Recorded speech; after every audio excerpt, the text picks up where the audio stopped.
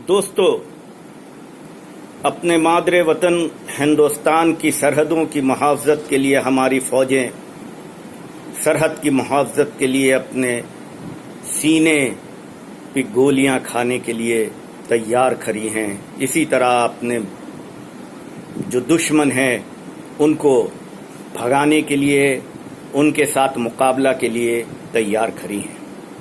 आज हम 20 एक अफसर सहित 20 फौजी जवानों की कुर्बानियों को याद करने का दिन है। आज हम उन्हें खिराज अकीदत पेश करते हैं।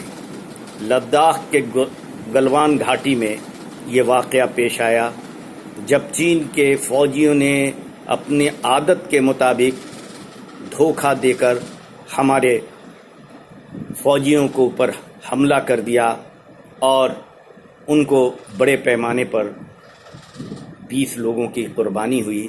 लेकिन हमारे फौजियों ने भी बड़े पैमाने पर उनके लोगों को भी नुकसान पहुंचाया।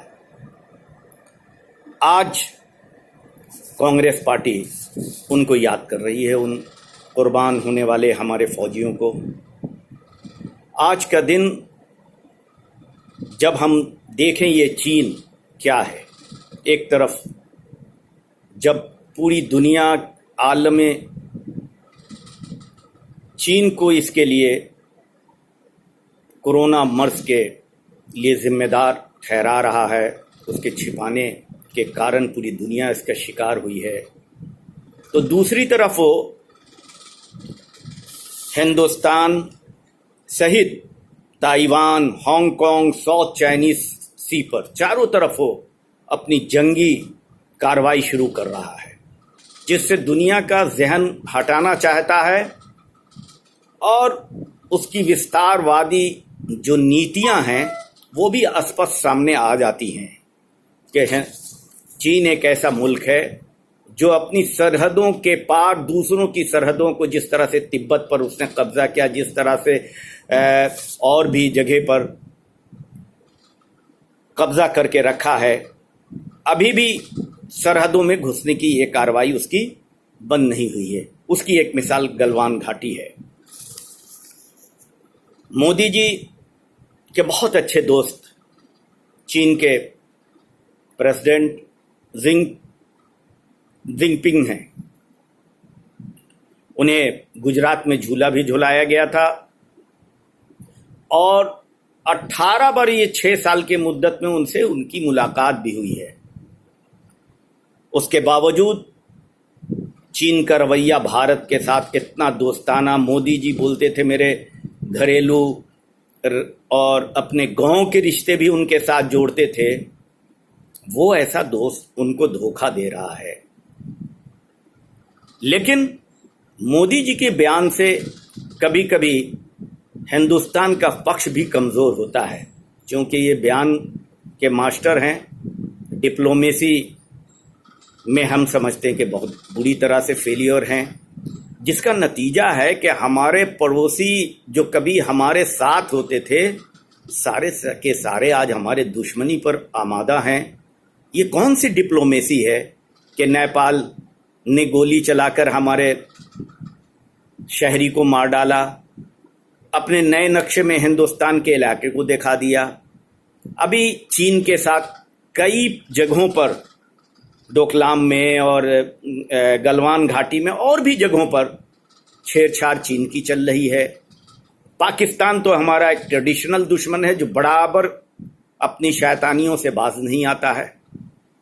लेकिन ये नेपाल, अभी कल खबर आ रही है कि वो पानी उसने, भूटान ने भी रोक दिया है हमारे किसानों का।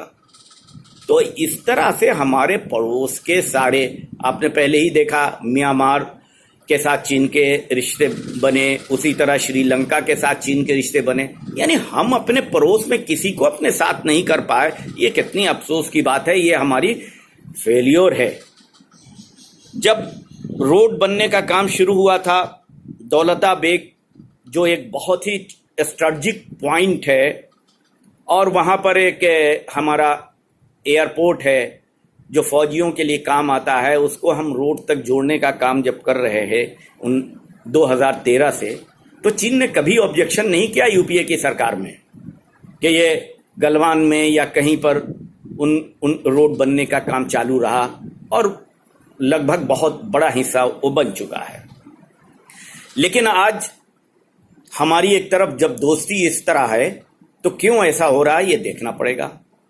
और सबसे अहम बात यह है कि जब 15 तारीख को हमारे 20 लोग शहीद हो गए तो हमारी सरकार जैसे कान में तेल डाल के आंख बंद करके सोई रही और उसने देश की जनता को ये बताने की ये फिक्र की नहीं की कि उन्हें जानकारी देनी चाहिए कि चीन ने हमारे जवानों को शहीद कर दिया है। बल्कि 16 तारीख को उन्होंने सिर्फ 3 लोगों के शहीद, एक अफसर सहित 2 लोगों को शहीद करने की बात कही। लेकिन जब सैटेलाइट फोटो आने लगी तब जानकारी मिली तो शाम होते होते राम होते होते चीन ने इन्होंने इंडिया ने अपने 20 लोगों के कुर्बान। तो ये छिपा क्यों रहे हैं? ये सबसे बड़ी बात है कि ये छिपा क्यों रहे हैं। फिर बातें हुई आधिकारिक लेवल पर, फौजियों के लेवल पर, लेकिन उसके बावजूद 16 तारीख के बाद से चीन की फौजें वापस न होकर उनका गलवान पर जो अभी नया नक्शा जो सैटेलाइट फोटो आया उससे पता चल रहा है कि उनकी तादाद और ज्यादा बढ़ गई है। और ऐसे वक्त में चीन, जब हमारे प्राइम मिनिस्टर ये बयान दे रहे हैं कि कोई हमारी जमीन में ना आया, न मौजूद है, न किसी पोस्ट पर कब्जा किया है, इसका मतलब क्या है? जब चीन के लोग हमारे जमीन पे आए ही नहीं तो हमारे फौजियों के साथ उनकी मुठभेड़ क्यों हुई? और इसीलिए चीन का जो मुख्य पत्र है गलवान, जो ग्लोबल टाइम्स, उसने प्रधानमंत्री की बड़ी तारीफ की। इसीलिए तारीफ की कि जब आप, और उन्होंने कहा कि चीन ने अपने ऑफिशियल वक्तव्य में कहा कि जब इंडिया खुद ही एक्सेप्ट कर रहा है कि हम उनके यहाँ गए नहीं तो इंडिया ही हमारे इलाके में आया है। तो ऐसा मौका आपने कैसे दे दिया साहब? ये कौन सी डिप्लोमेसी है? या कौन सी आपके रिश्ते हैं जिन रिश्तों के बुनियाद पर हिंदुस्तान की जमीन को आप चीन को सौंपना चाहते हैं? ये बात एक दुनिया जानना चाहती है। जब कोई सवाल होता है तो आप बोल देते हैं कि फौज के साथ और सरकार के साथ इस नाजुक मौके पर सवाल ना पूछा जाए। अरे क्यों नहीं पूछा जाए? कभी अपने गरीबा में भी तो झांक के देखो। 1962 की बात आप करते हैं, ठीक है, अफसोसनाक हादसा है, उसकी हम तारीफ नहीं कर सकते, लेकिन उस वक्त अटल बिहारी वाजपेयी और अपोजिशन के लीडर ने हंगामा किया, सवालात पूछे, पार्लियामेंट का सेशन बुलाया गया, पार्लियामेंट में भी सवालात पूछे गए। पिछले दिनों यूपीए सरकार में यही मोदी जी और दूसरे लोगों ने कहा कि चीन हमारे इलाके में आ गया है और सरकार सोई है, जबकि चीन 13 में वही इलाके में जो आज कल आया है वो वापस चला गया था। ये डिप्लोमेसी के जरिया हमारे उस वक्त के प्राइम मिनिस्टर और हमारी सरकारों ने किया था। लेकिन आप आज सवाल भी न बताते हैं न पूछने देते हैं। आप जब अपोजिशन में रहते हैं तो सवालों की झड़ी लगा देते हैं, एक सर के बदले 10 सर की बात करते हैं। अभी तो आपकी सर कितने कहां से वसूलेंगे? 20 के एवज में 200 सर लाने हैं आपको, जो नेपाल के बदले में 40 सर लाने हैं, 20 सर लाने हैं आपको। कैसे लाएंगे? इस तरह के बयान देके अपोजिशन को आप कॉन्फिडेंस में नहीं लेंगे। जब ऑल पार्टी मीटिंग में आपने किस तरह की बयानात दे दी, अब उस पर जो आपका ढपोसली गोदी मीडिया है वो तो तबला बजाएगा, लेकिन एक्चुअली दुनिया में आपके क्या जाएगा? ये अलग बात है कि पूरी दुनिया आज के दिन चीन को उसकी औकात लाना चाहती है। इस मौके पर हमको भी अपनी सही स्ट्रेटजी बनानी पड़ेगी, सही बात बतानी पड़ेगी।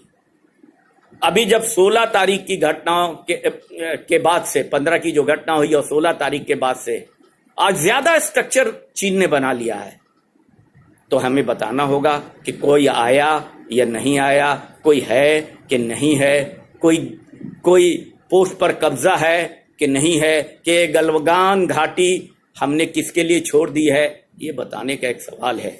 अब हम अपने सेना के मनोबल को नहीं घटाना चाहते, ये घटाने की कोशिश करते हैं, इनके गोदी मीडिया घटाने की कोशिश करती है। जब सवाल पूछे जाते हैं तो उन्हें कहा कि पेट्रोल की ड्यूटी सेना की है। अरे भाई, जब तुम चुनाव के लिए चले जाते हो तो फौजियों के कारनामों को लेके तुम चुनाव में जाते हो, और अभी भी तुम बाज नहीं आ रहे हो, चुनावी जुमले बोल रहे हो, बिहार रेजिमेंट की बात कर रहे हो, बिहार के लोगों की बात करने लगे। क्यों? चुनाव हो बिहार में इसलिए बिहार के लोग कुर्बानी देते हैं, त्याग देते हैं, जंग लड़ते हैं, लड़ाई लड़ते हैं, पॉलिटिक्स के लिए नहीं, मादरे वतन की हिफाजत के लिए, देश की हिफाजत के लिए। और तुम आज राजनीति करने की कोशिश कर रहे हो, उसमें भी चूंकि बिहार में चुनाव आने वाला है। अरे मोदी जी, कुछ शर्म कीजिए। अरे भाई, आपकी पार्टी को क्या हो गया है? आप क्या कर रहे हैं जो तबला बजाने में लगी ये गोदी मीडिया है? हम अपनी इज्जत को बचाएं, ये ना कहते पहले क्या हुआ था। अरे आज आपको इसलिए तो मौका दिया है कि पहले अगर कुछ कम हुआ है तो आप ज्यादा कीजिए। चीन को आप दो टूक जवाब देने के लिए खड़े होइए। आपकी जुबान से चीन शब्द भी नहीं निकल रहा है, क्यों नहीं निकल रहा है? ये सवाल है, जनता जानना चाहती है।